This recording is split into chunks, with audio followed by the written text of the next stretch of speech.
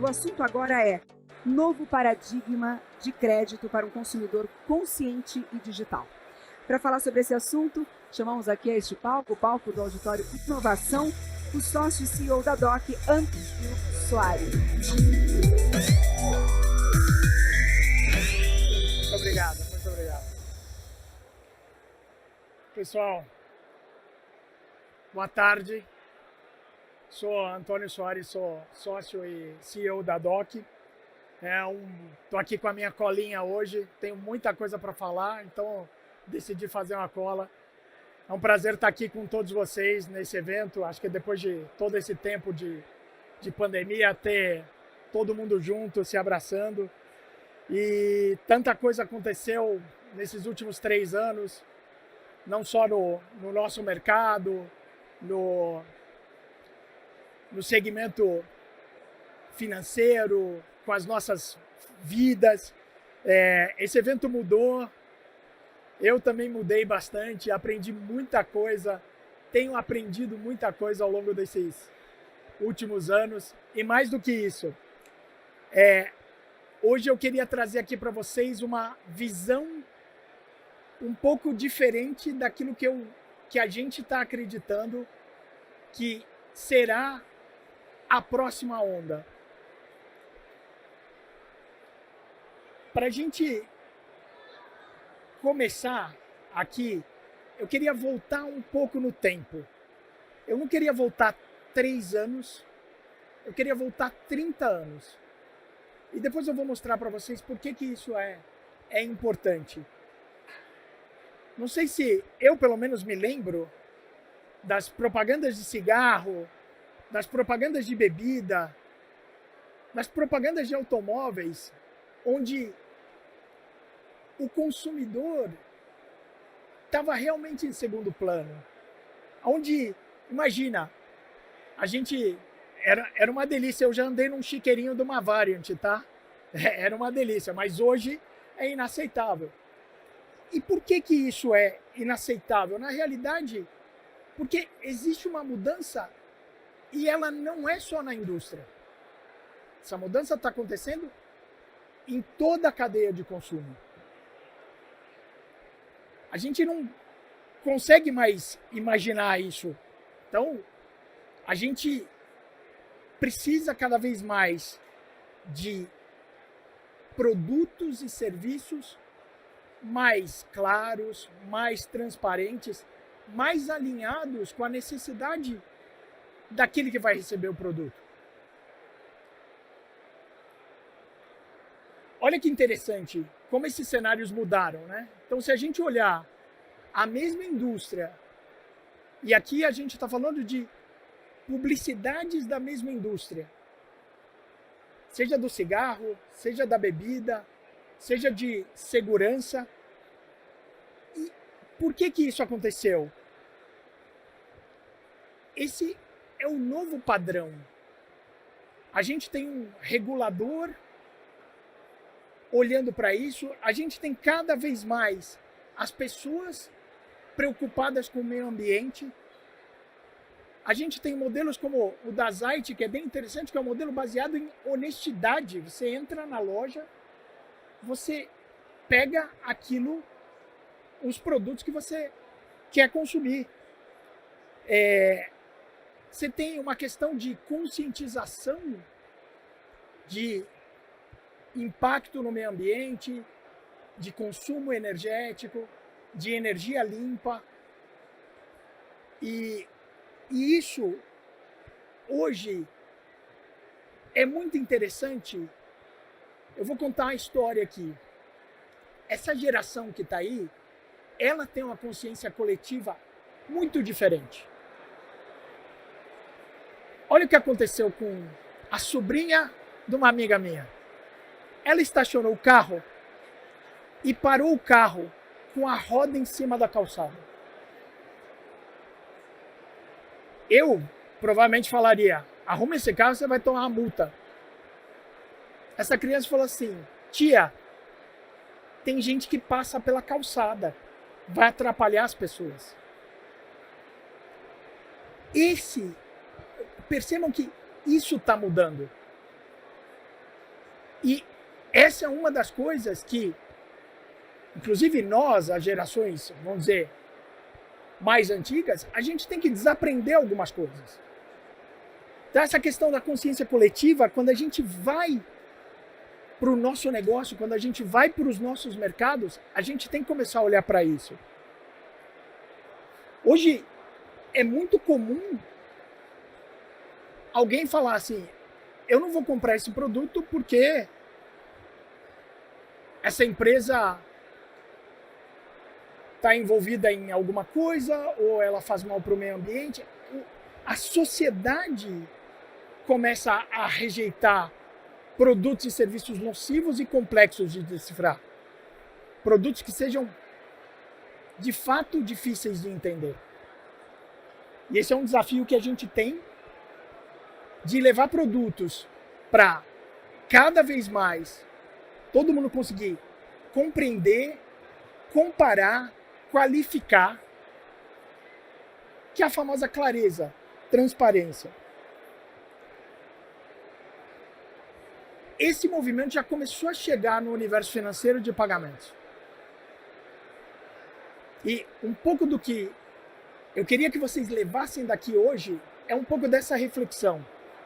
Porque a gente tem uma indústria, e principalmente falando de Brasil, e óbvio que é muito interessante, tudo que a gente fala aqui é extremamente replicável para a América Latina, mas a gente tem uma indústria financeira extremamente avançada, com uma boa penetração de produtos, mas que cada vez mais a gente também tem uma responsabilidade em criar novos produtos. A gente tem uma responsabilidade em como fazer esses produtos chegarem a mais pessoas e que eles sejam, de fato, úteis a essas pessoas.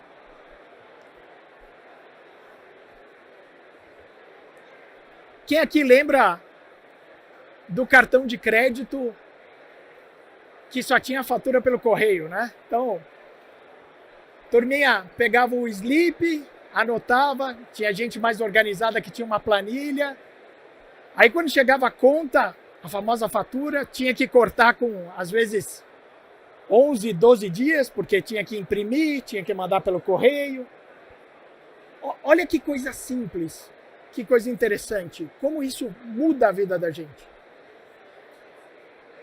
Mas depois que o Nubank foi lá e lançou o primeiro cartão digital, que você fazia a transação, já recebia a confirmação da transação via push. Se você quisesse ver quanto você tinha consumido no seu limite, você entrava no seu aplicativo e já via. A ferramenta estava lá. E olha que interessante, isso virou o padrão da indústria.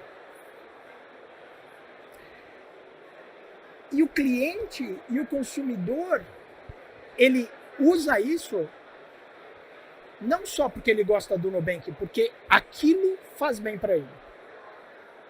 Então, hoje ninguém mais consegue lançar um cartão que não tenha uma estrutura como essa. Você vai lançar e vai morrer. O poder está cada vez mais na mão do consumidor. O consumidor é que decide o que ele vai querer. Não vai ser mais uma peça de marketing como era antigamente. Eu associar um determinado produto a um comportamento e o marketing vender uma imagem que não refere ao produto. Por que isso é importante? Porque a gente começa a entrar numa fase de construir outros produtos. Se você olhar, se eu falasse com qualquer varejista 10 anos atrás sobre self-checkout, a resposta ia ser: vou fazer um business case, deixa eu fazer a conta, o que eu vou economizar aqui não vale a pena, então não vou implementar isso aí. Hoje, o varejo tem que ter o self-checkout porque o consumidor quer aquela experiência. não é uma questão econômica mais. O consumidor quer o autoatendimento dentro de um varejista. Então, percebam que se eu não entrar e se eu não perceber isso, eu posso ficar fora do jogo.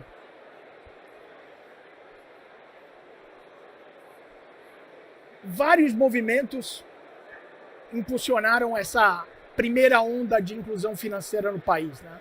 Então, legislação favorável, nosso regulador que é super atento e tem criado um ambiente super saudável e seguro de competição, o crescimento das fintechs, o Banking as a Service, as finanças embarcadas, que são empresas que não necessariamente são financeiras, mas conseguem levar esse tipo de serviço para o seu cliente. O Pix, nem preciso falar o Pix, e tivemos o evento da pandemia que acelerou tudo isso. Olha que interessante, eu gosto muito desse gráfico que, se a gente olhar a quantidade de fintechs, então esse é um gráfico, dados do Banco Central, 177 instituições financeiras, 111 fintechs. E essas 111 fintechs ajudaram muito a inclusão financeira no Brasil. Inclusão financeira que é super relevante. Se a gente quer educação, saúde é relevante. Agora, incluir financeiramente as pessoas, ter um meio de pagamento eletrônico também é super relevante. Quando a gente criou o Banking as a Service, lá em 2018, inclusive a gente não chamava com esse nome bonito aí de Banking as a Service, a gente chamava de Banking na Box.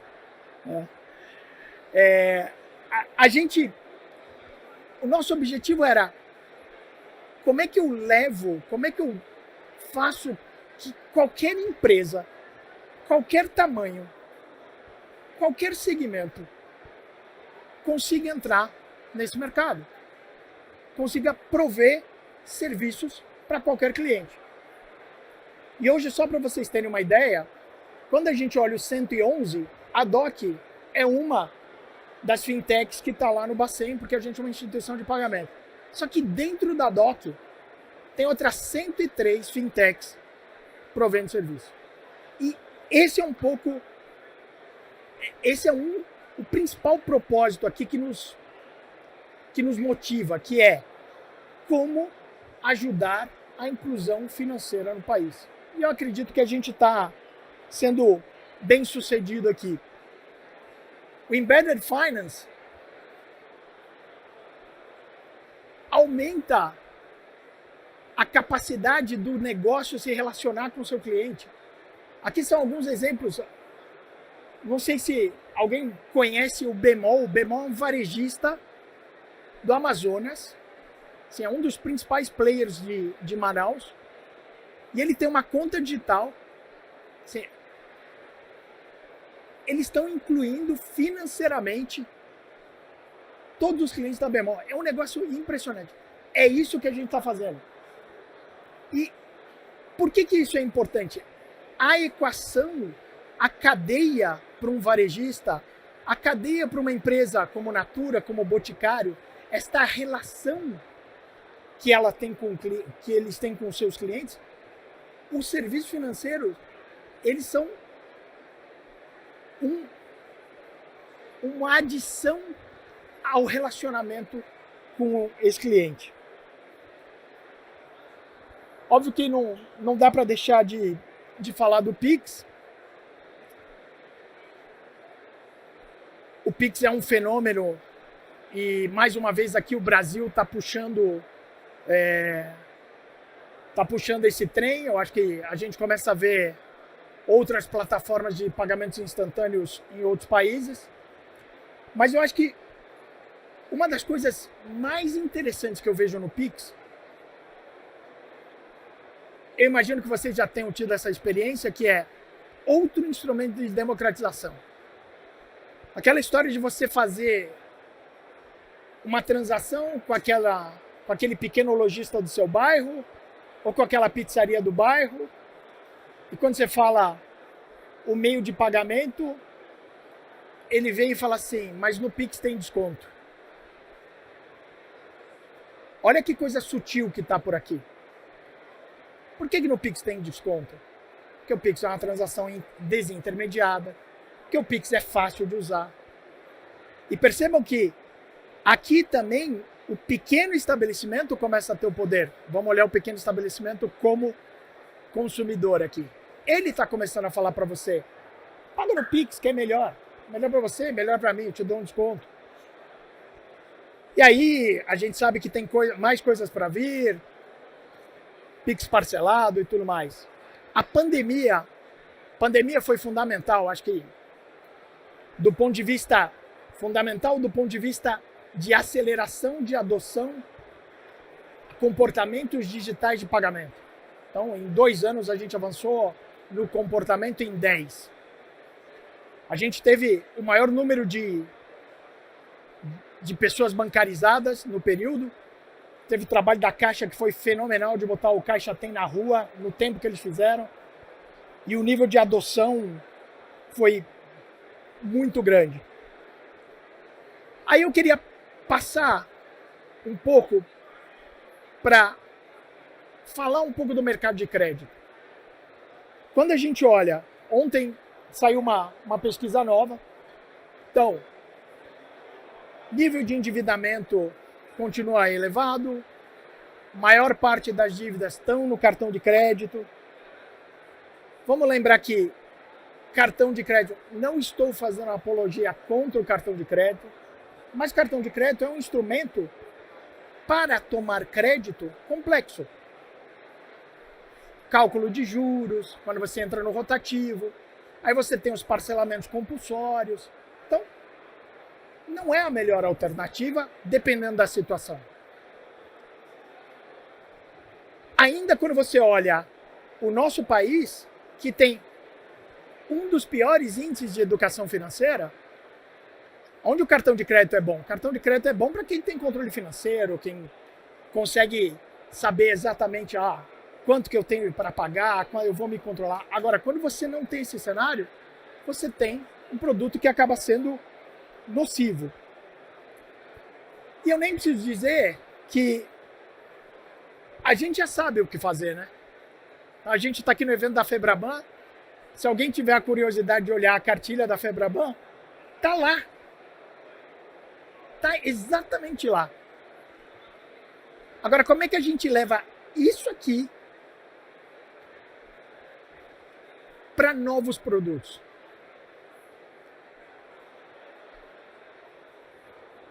A questão de crédito, demanda de crédito, não só no Brasil, na América Latina, ela é latente. Ela é super relevante para a economia do país. Como é que a gente também democratiza o crédito chegando mais na ponta? E se a gente levar a oferta certa para a pessoa certa,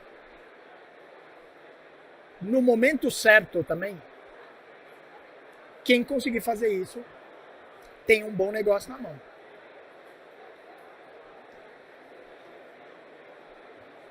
Eu chego aqui para agora, depois de dar esse pano de fundo, falar no que eu queria falar.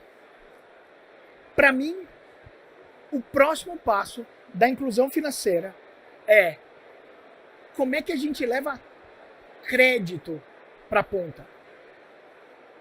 A gente já fez, quando falo a gente, nós a DOC, muitos de vocês estão aqui, os bancos, as fintechs, qualquer um hoje consegue abrir uma conta digital, qualquer um consegue ter uma chave de Pix, qualquer um consegue ter um cartão virtual, qualquer um. Agora a próxima onda é como é que a gente leva crédito? Como é que a gente ajuda essas empresas a democratizarem também crédito? E é interessante que esse panorama que eu estou colocando aqui, que é crédito consciente, de uma forma mais transparente, não sou só eu que está enxergando isso. Eu honestamente me surpreendi com essa posição, mas ao mesmo tempo fiquei extremamente orgulhoso e feliz. Isto é um exemplo a ser seguido. Eu estou entendendo o que está acontecendo. Eu não preciso fazer as coisas a qualquer custo, a qualquer preço.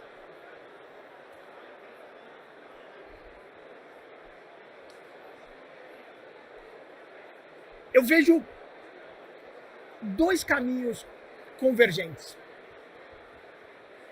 A gente começar a ter produtos mais claros e transparentes. E aqui, gente,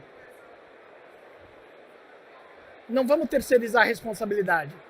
Mas claro e transparente não é o CET do produto financeiro que a gente está consumindo. Vamos lembrar que o país tem baixo índice de educação financeira. Então você colocar lá que o custo efetivo total daquela linha é 100%, 200%, 300%, 400% ao ano, dependendo para quem você está colocando, não vai fazer diferença. Outra coisa é a gente ampliar essas opções para cada momento e para cada situação. Onde eu uso um, onde eu uso o outro, como eu deveria usar esse, no curto prazo, no longo prazo.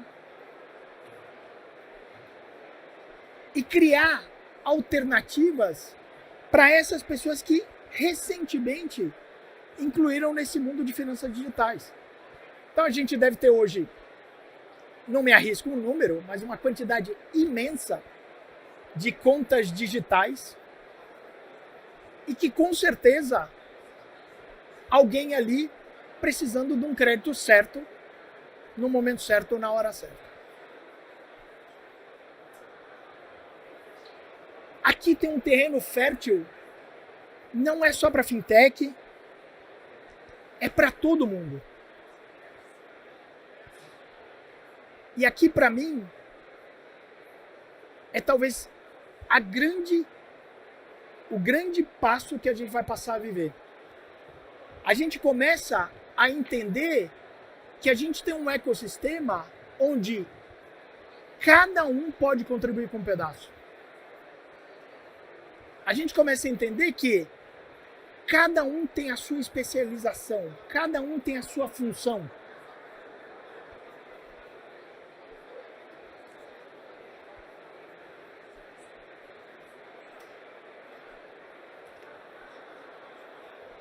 Se a gente olhar a capacidade técnica que a gente tem, a capacidade de inovação, e se a gente olhar para tudo isso, conseguir misturar num caldeirão, eu tenho certeza que a gente não só vai diminuir essa inadimplência de 66 milhões de brasileiros, mas como a gente vai ajudar não só o país, mas também essas pessoas a terem outro patamar de vida.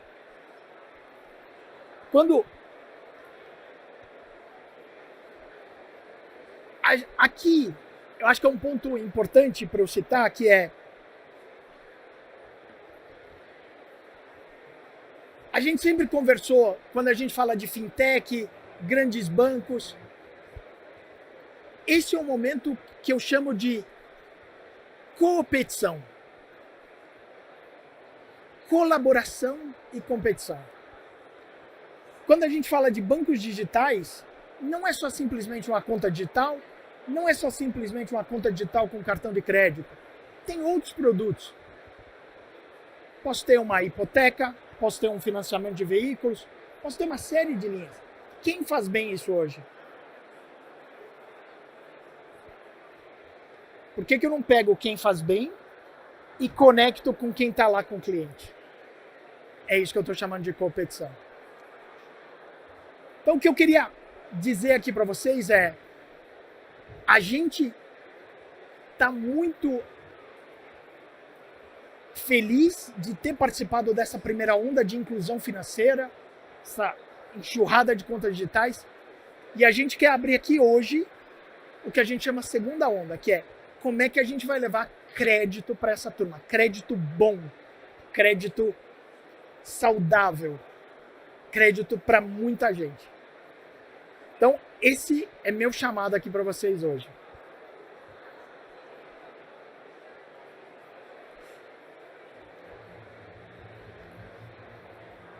Este é um chamado para vocês que acreditam nas pessoas, nos seus desejos, vontades, sonhos e no potencial de alcançá-los. Para isso, elas só precisam de alguém que traga mais confiança, que represente a segurança e a acessibilidade de um crédito mais simples e saudável. O crédito certo, no momento certo, do jeito certo, para cada um. Num continente com o nosso potencial, inclusão de verdade é a gente revolucionar a forma de dar e receber crédito, oferecendo mais possibilidades e qualidade de serviço, tornando tudo mais inclusivo, transparente e completo. Nós estamos aqui para ajudá-los. Sejam os protagonistas dessa mudança.